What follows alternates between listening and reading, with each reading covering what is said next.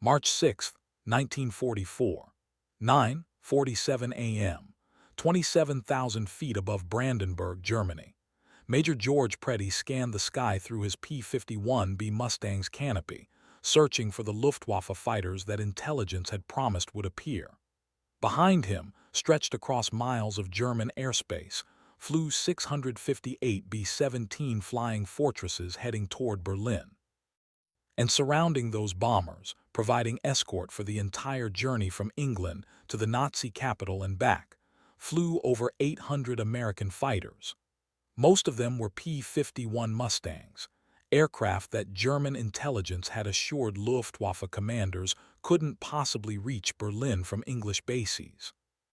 Preddy checked his fuel gauge, still adequate despite having flown over 500 miles from England. The external drop tanks his Mustang carried when taking off from Debden had been jettisoned over Holland, but the internal fuel supply was sufficient to reach Berlin, engage in combat, and return home. This shouldn't have been possible. Single-engine fighters didn't have the range for missions this deep into Germany. Everyone knew that. German defensive planning was built on that assumption. Yet here Preddy flew, over 600 miles from his base, escorting bombers that previous raids had sent unescorted into the teeth of German defenses. Then he saw them. Dozens of Messerschmitt Bf-109s and Focke-Wulf FW-190s climbing toward the bomber stream from airfields around Berlin. The Luftwaffe had scrambled everything available to defend the capital, just as intelligence predicted they would. What the German pilots climbing toward what they expected to be unescorted bombers didn't know was that they were about to encounter American fighters where no American fighters should exist. The surprise would be total, the results devastating, and by day's end, the Luftwaffe would lose over 80 fighters defending Berlin against an attack that their intelligence had said was impossible. The story of how the P-51 Mustang achieved impossible range begins not with the aircraft that bore that name, but with the limitations of every fighter that came before it. In 1942, when American heavy bombers began flying daylight precision bombing missions over occupied Europe, the escort problem seemed unsolvable. Fighters had to climb to altitude with the bombers, match their cruise speed, maintain formation for hours, and still retain sufficient fuel for combat and return. No existing fighter could do this for more than 200 miles from base. The consequences were catastrophic. The Schweinfurt-Regensburg raids in August and October 1943 demonstrated what happened when bombers flew beyond fighter range. German fighters, knowing precisely when American escorts would turn back due to fuel limitations, waited at the edge of escort range and then attacked undefended bomber formations with devastating effectiveness. The October 14th raid on Schweinfurt lost 60 B-17s out of 291 dispatched, a loss rate exceeding 20%. Such casualties were unsustainable. The bombing campaign was failing not because bombers couldn't reach targets, but because they couldn't survive the journey. The problem wasn't that engineers couldn't design long-range fighters. Twin-engine designs like the P-38 Lightning had adequate range but proved vulnerable to German single-engine fighters. The P-38 was fast and heavily armed, but couldn't maneuver with Bf-109s and FW-190s at altitude. German fighters learned to engage P-38s with confidence, knowing their superior turn performance gave them advantages in dogfighting. What the Americans needed was a single-engine fighter with the range of a twin-engine aircraft and the performance to dominate German fighters in combat. This seemed to violate the fundamental laws of aircraft design. Range required fuel, fuel meant weight, and weight degraded combat performance. The P-51 Mustang initially appeared to solve none of these problems. The aircraft was designed in 1940 by North American Aviation to British specifications, powered by an Allison V1710 engine that provided excellent low-altitude performance, but struggled above 15,000 feet, where bomber escort required operations. Early Mustangs served effectively in ground attack and reconnaissance roles, but weren't suitable for high-altitude bomber escort. The British, operating Mustangs in tactical roles, liked the aircraft but recognized its limitations. The transformation began when Rolls-Royce engineers suggested installing their Merlin engine in the Mustang airframe. The Merlin, already proven in Spitfires, maintained excellent power at high altitude through sophisticated supercharging. Testing in late 1942 demonstrated that the Merlin-powered Mustang, designated P-51B in American service, was extraordinary. At 25,000 feet, it was as fast as any German fighter and more maneuverable than most. The combination of the Mustang's aerodynamically efficient airframe and the Merlin's high-altitude power created a fighter with performance exceeding anything in service. But performance alone didn't solve the range problem. The P-51B's internal fuel capacity was 269 gallons in early production models, later increased to 389 gallons with the addition of an 85-gallon fuselage tank behind the pilot. This provided approximately 400-mile combat radius, better than previous American fighters, but still inadequate for Berlin escort, which required 650-mile radius. The solution came from external drop tanks, auxiliary fuel tanks carried under the wings that could be jettisoned when empty or when combat required maximum performance. Drop tanks weren't new technology. Various air forces had used them since the 1930s. But engineering drop tanks for the P-51 that could carry sufficient fuel without creating excessive drag proved challenging. The initial 75-gallon paper drop tanks, constructed from laminated paper and resin, were cheap and disposable but created significant drag and were prone to failure. The 108-gallon pressed steel tanks introduced in late 1943 were more reliable and carried enough fuel to extend the P-51's radius to approximately 650 miles, just sufficient for Berlin escort. The fuel system engineering was sophisticated. The P-51 burned fuel from drop tanks first, preserving internal fuel for combat and return. Pilots could jettison tanks at any time, either when empty or when entering combat where the drag would reduce performance.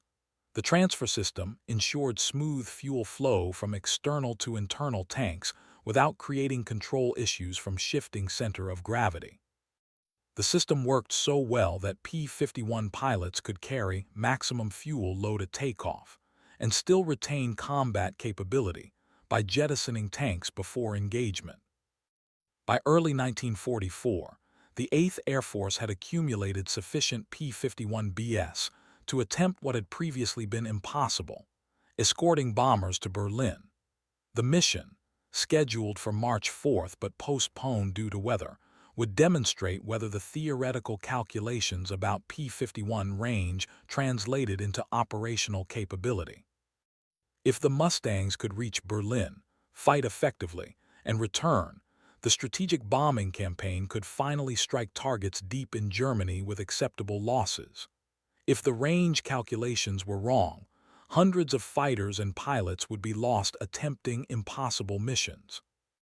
German intelligence, monitoring American fighter deployments and capabilities, concluded the Berlin escort mission was impossible.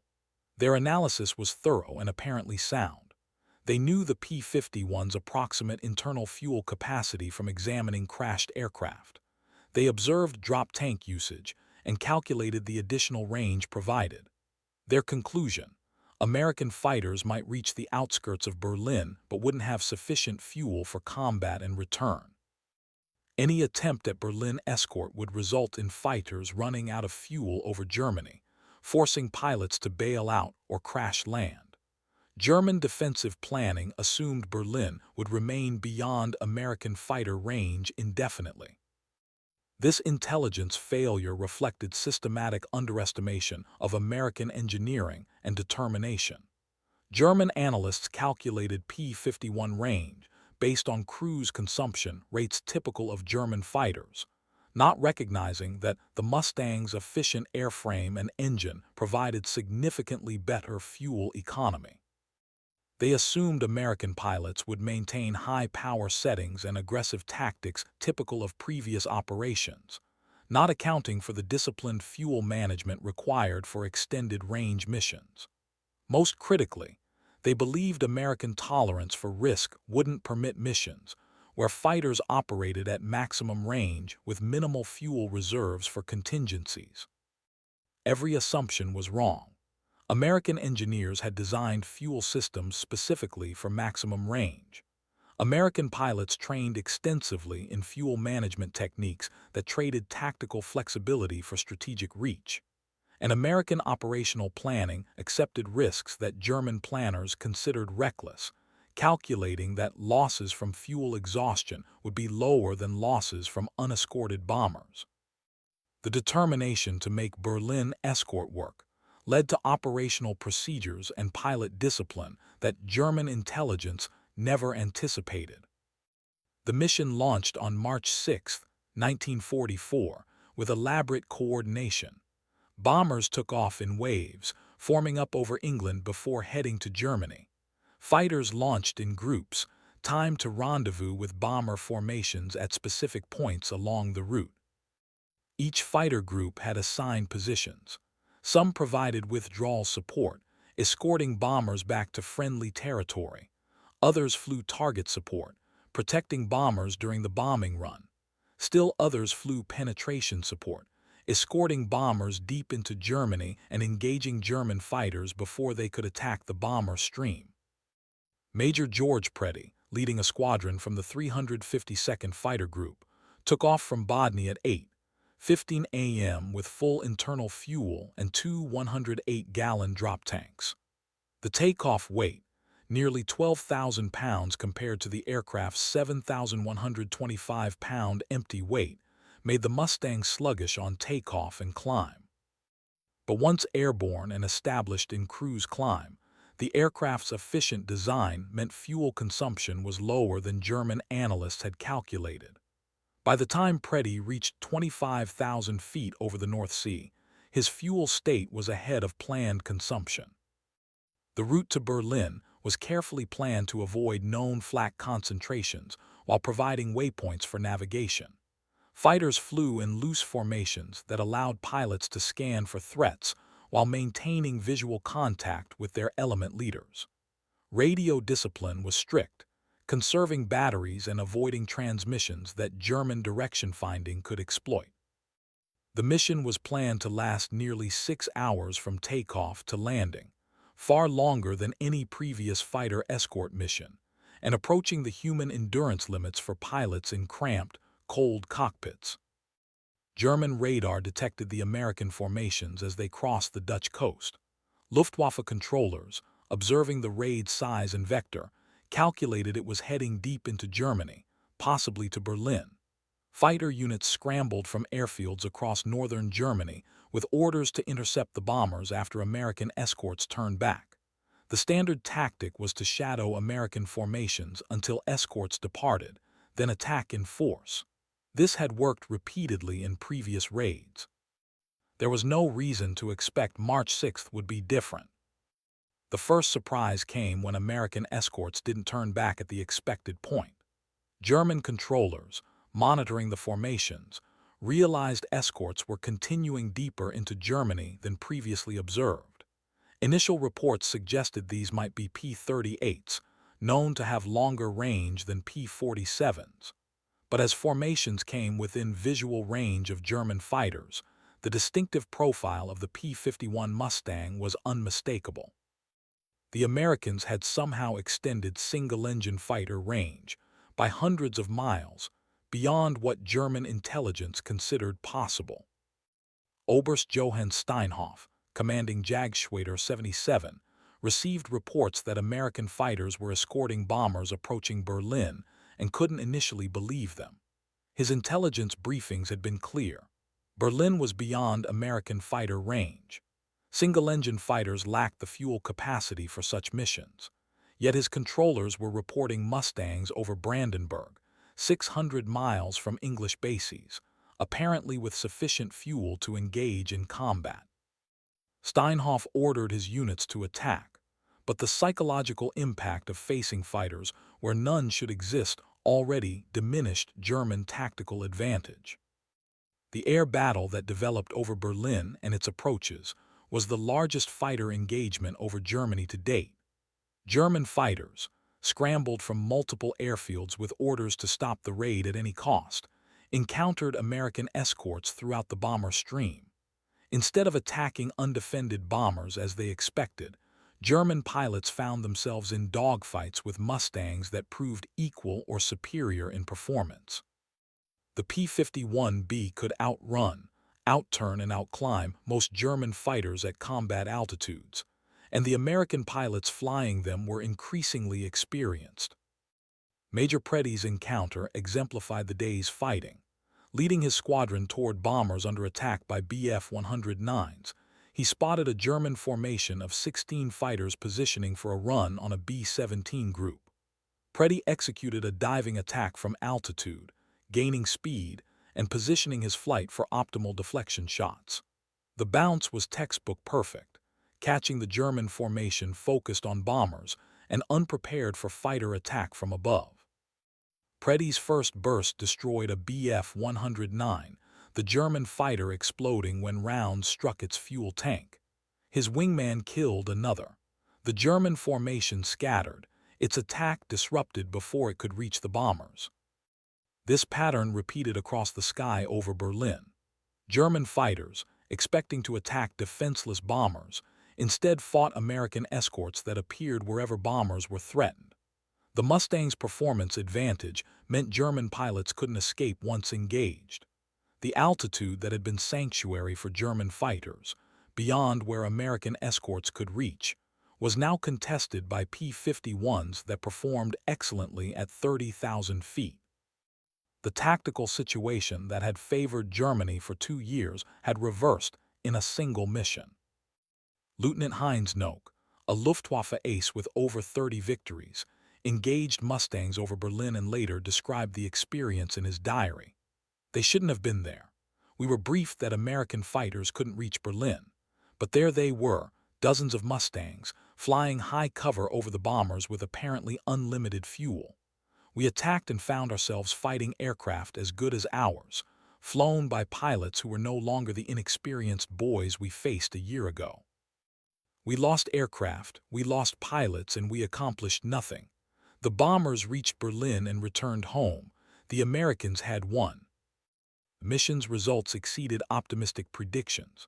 Of 658 bombers dispatched, 644 reached Berlin and dropped their bombs.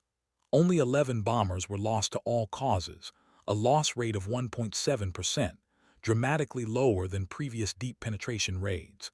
German fighters lost at least 79 aircraft confirmed destroyed with many others damaged. American fighter losses were 12 aircraft, many from operational causes rather than combat. The exchange ratio, previously favoring Germany, had reversed catastrophically. More importantly, the psychological impact was devastating for German defensive planners who had based strategy on American fighters being unable to reach Berlin. The fuel management required to make the mission work was extraordinarily precise. Pretty landed at Bodny with less than 30 gallons remaining, approximately 15 minutes of fuel at normal consumption rates. Many pilots landed with even less, some declaring fuel emergencies and landing at the first available airfield rather than returning to home bases. Several P-51s ran out of fuel during landing approach, gliding onto runways with engines stopped.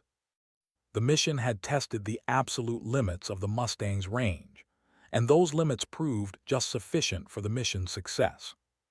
Post-mission analysis calculated that the P-51B, with two 108-gallon drop tanks, could achieve approximately 1,650 miles total range under optimal conditions. Combat radius, accounting for climb, combat allowance, and reserves, was approximately 650 miles, just sufficient for Berlin escort. This calculation matched observed performance, validating the engineering and planning that made the mission possible. But the narrow margin meant discipline was essential. Pilots who deviated from optimal cruise settings, engaged in extended combat, or became lost faced the prospect of running out of fuel over enemy territory. The success of the March 6 mission transformed strategic bombing doctrine. Previous missions had been planned around fighter escort limits, attacking only targets within P-47 or P-38 range. After March 6, any target in Germany could be attacked with fighter escort. The Luftwaffe could no longer wait at the edge of escort range to attack undefended bombers. Every raid, regardless of depth, would face American escorts throughout the mission. This forced Germany to defend everywhere simultaneously, rather than concentrating forces at the escort limit. The Luftwaffe's response was to increase fighter production and focus on defending critical targets rather than attempting to stop all raids. But this strategy was undermined by the Mustangs' range advantage. American fighters, with sufficient fuel to loiter over Germany, began sweeping ahead of bomber formations and attacking German fighters during assembly or even on the ground.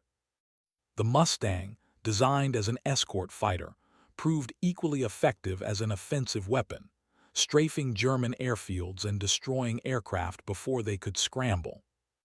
The implications for D-Day planning were immediate. The invasion of France required air superiority over the landing beaches and approach routes. The Luftwaffe's fighter force in France would need to be destroyed or neutralized before invasion was feasible. The P-51's ability to escort bombers throughout Germany while also conducting offensive sweeps meant the Luftwaffe would be engaged in constant combat, suffering attrition it couldn't sustain. By June 1944, when D-Day occurred, the Luftwaffe's fighter force had been so depleted that it could offer only token resistance over the invasion beaches. German commanders recognized the strategic implications quickly. Reichsmarschall Hermann Göring, commander of the Luftwaffe, reportedly stated after learning of the Berlin raid, "When I saw Mustangs over Berlin, I knew the jig was up." Post-war interrogations confirmed that German leadership understood the P-51's appearance over Berlin marked a decisive shift in air superiority. The defensive strategy that had relied on distance protecting German industry from sustained attack had collapsed. Germany would now face continuous daylight bombing with fighter escort and lacked the resources to stop it. The human cost of 6-hour fighter missions was significant though less obvious than combat casualties. Pilots flew in cramped cockpits at high altitude where temperatures reached degrees F. Oxygen systems were primitive by modern standards, and hypoxia was a constant risk. Pilots wore bulky heated suits that were often inadequate against the cold. Physical discomfort combined with the mental strain of sustained alertness over enemy territory for hours created exhaustion that reduced combat effectiveness and increased operational accidents. Technical Sergeant Michael Russo, a crew chief maintaining P-51s of the 357th Fighter Group, described the maintenance challenge of supporting extended-range missions. These aircraft were flying hours beyond what we'd normally consider acceptable between inspections. Engines designed for 300-hour service life were being pushed to 400 hours because we needed every available fighter. We inspected everything twice, replaced parts preemptively, and still worried that something would fail over Germany. The pilots trusted us to keep their aircraft flying for missions that tested every system to its limits. The reliability of the Packard-built Merlin V1650 engine was crucial to the P-51's success. The engine, a licensed copy of the Rolls-Royce Merlin, proved extraordinarily durable. It could run for hours at cruise settings without failure, operated reliably in extreme cold, and tolerated combat damage that would have destroyed less robust engines. This reliability was engineered, not accidental. Both Rolls-Royce and Packard focused on durability, even when it meant accepting slightly lower peak performance. The result was an engine that could be trusted for 6-hour missions over enemy territory where mechanical failure meant capture or death. The drop tank logistics were equally impressive. Each Berlin escort mission consumed approximately 1,600 drop tanks, which were one-use items jettisoned over Germany. This meant manufacturing and transporting thousands of tanks monthly just to sustain operations. The 8th Air Force Logistics System delivered tanks to bases, where ground crews installed them on aircraft hours before missions. The entire system, from manufacturing to installation to jettison procedures, had to work flawlessly or the extended range missions couldn't happen. That it did work demonstrated the industrial and organizational capacity that gave the Allies decisive advantages. The Germans attempted various counters to the P-51's range advantage. Some units flew Bf-109s with external tanks, attempting to match Mustang endurance, but this proved ineffective because German tanks were less efficient, and the Bf-109's performance degraded more severely when carrying them.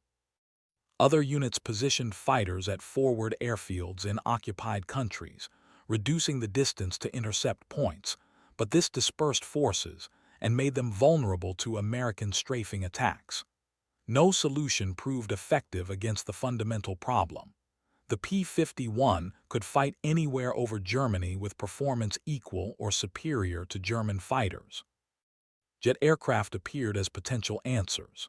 The Me-262 jet fighter, operational in late 1944, was significantly faster than any Allied piston-engine fighter and could theoretically engage bomber formations without facing effective fighter opposition.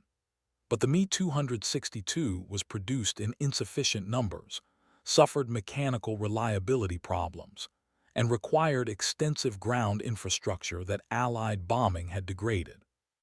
The few Me-262s that engaged bomber formations proved dangerous, but never decisively shifted the air superiority balance that the P-51 had established.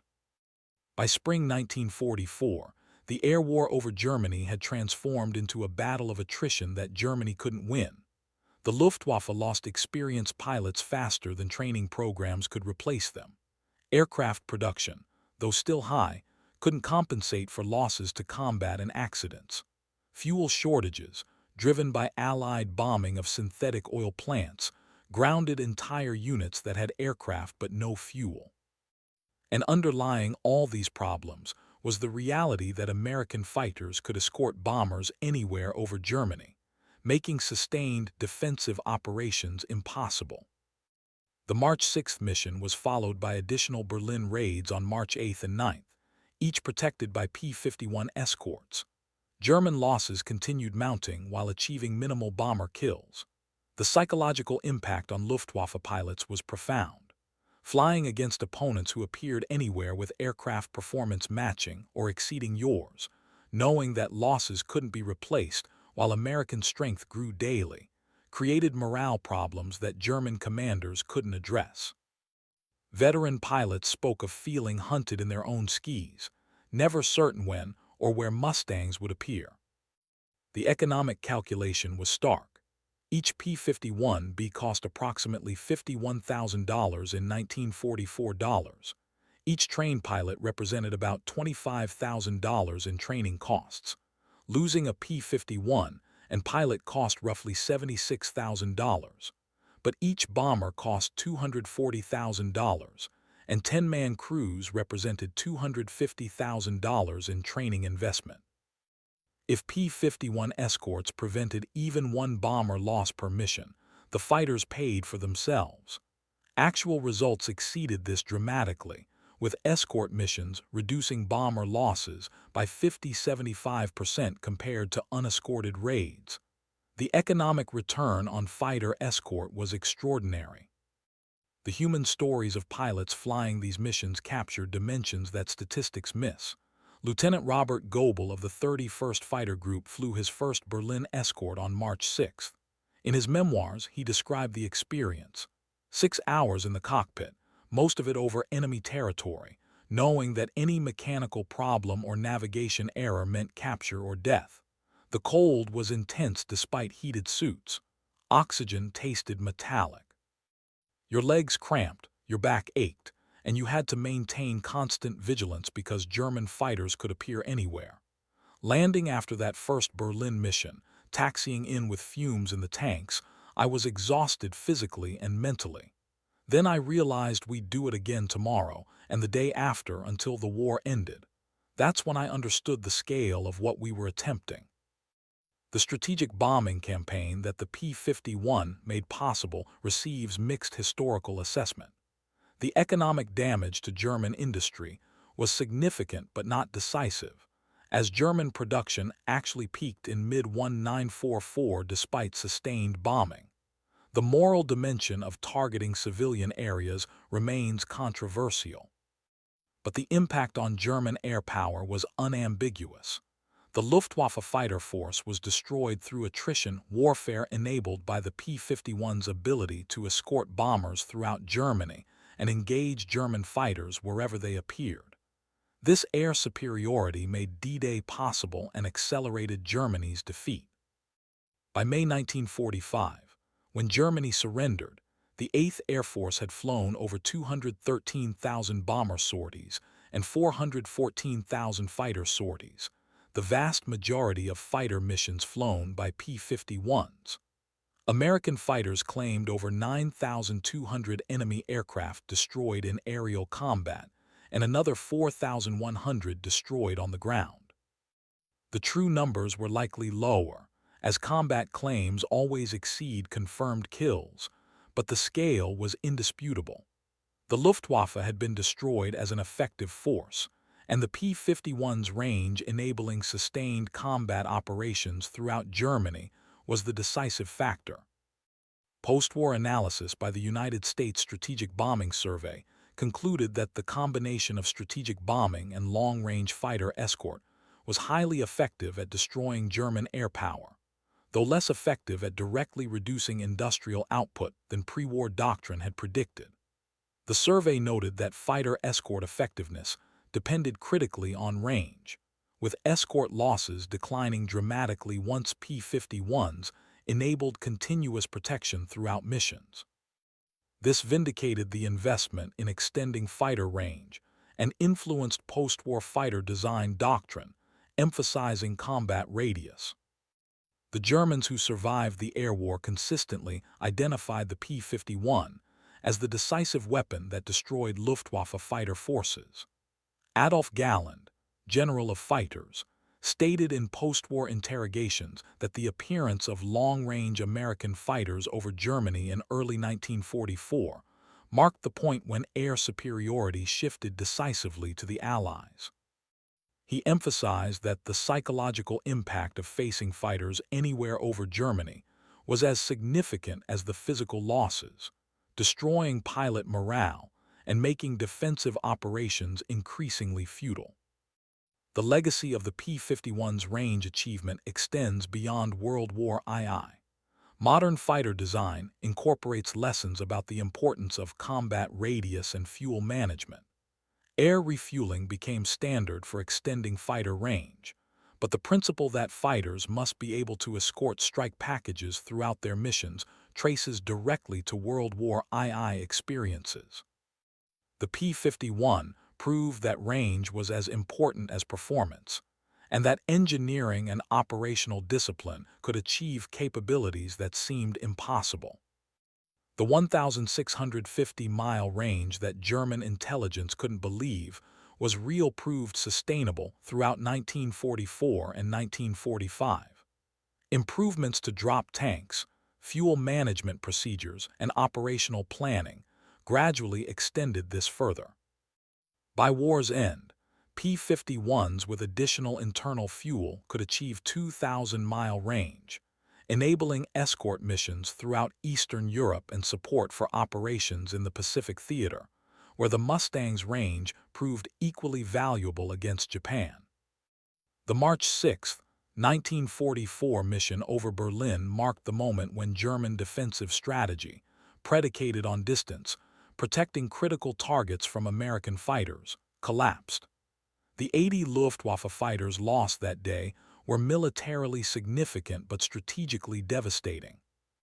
They proved that nowhere in Germany was safe from American air attack, that the bomber formations Germany feared would arrive with fighter escort throughout their missions, and that the Luftwaffe lacked the capability to stop this despite desperate efforts. The Americans had achieved what Germans considered impossible, extending single-engine fighter range by engineering excellence, operational discipline, and determination that wouldn't accept the limitations others considered absolute. Major George Preddy, who had scanned the sky for German fighters over Brandenburg that March morning, survived to become one of the top American aces with 26.83 confirmed victories before being killed by friendly fire in December 1944. His combat reports from the Berlin missions describe disciplined teamwork, aggressive tactics, and pilots who understood they were making history. The P-51 had given them the range to take the fight to Germany. They used that capability to destroy the Luftwaffe in its own skis, achieving air superiority that made Allied victory inevitable. The Germans couldn't believe P-51s could reach Berlin until the day American fighters proved them wrong, destroyed 80 of their fighters, and demonstrated that distance no longer protected anything from American air power.